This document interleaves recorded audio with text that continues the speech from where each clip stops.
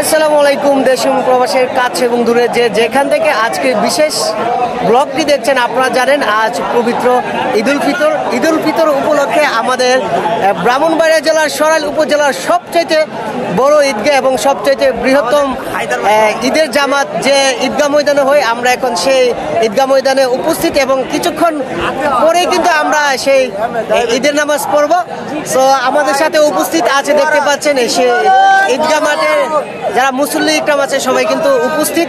So আপনাদের সাথে আমি আছি মুস্তাকিম হায়দার, আর আমার পাশে আছেন মাহমুদুল হাসান খবি।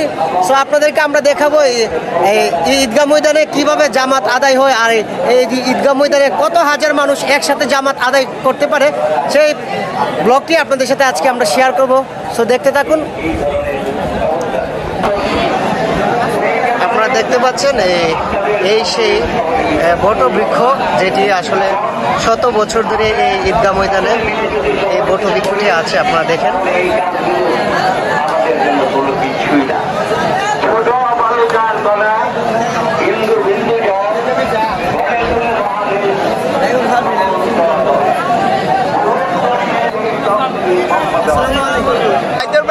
হায়দার ভাই সম্পর্কে কিছু বলার আছে।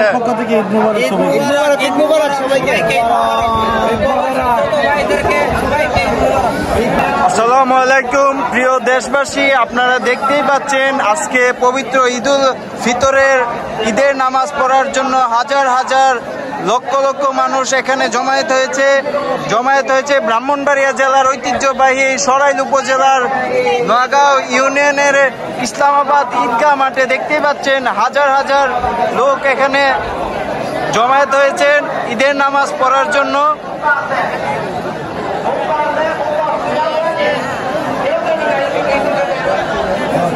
আপনারা জানেন যে বাংলাদেশের সবচেয়ে বড় ঈদগাহ মাঠ হলো শোলাকিয়া ঈদগাহ মাঠ, কিন্তু আমাদের ব্রাহ্মণবাড়িয়া সবচেয়ে বড় ঈদগাহ মাঠ হলো আমাদের ব্রাহ্মণবাড়িয়া জেলার সরাইল উপজেলার নোয়াগাঁও গ্রামের ইসলামাবাদ ঈদগাহ মাঠটি।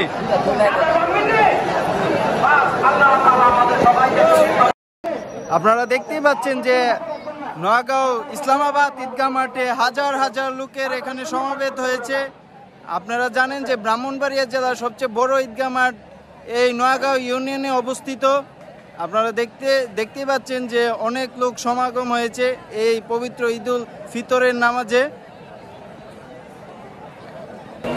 এই মাত্র ঈদের জামাত শেষ হয়েছে। আপনারা দেখতেই পাচ্ছেন যে আমার পাশে রয়েছেন আমার প্রিয় শ্রদ্ধেয় বড় ভাইয়ের সাথে একটু কুলাকুলি করি না, ঈদের কুলাকুলি। ভাই ঈদ মুবারক, ঈদ মুবারক, ঈদ মুবারক।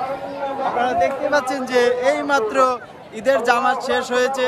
হাজার হাজার মানুষের মধ্যে এই জামাতটি শুরু হয়েছে, এই মাত্র শেষ হয়েছে।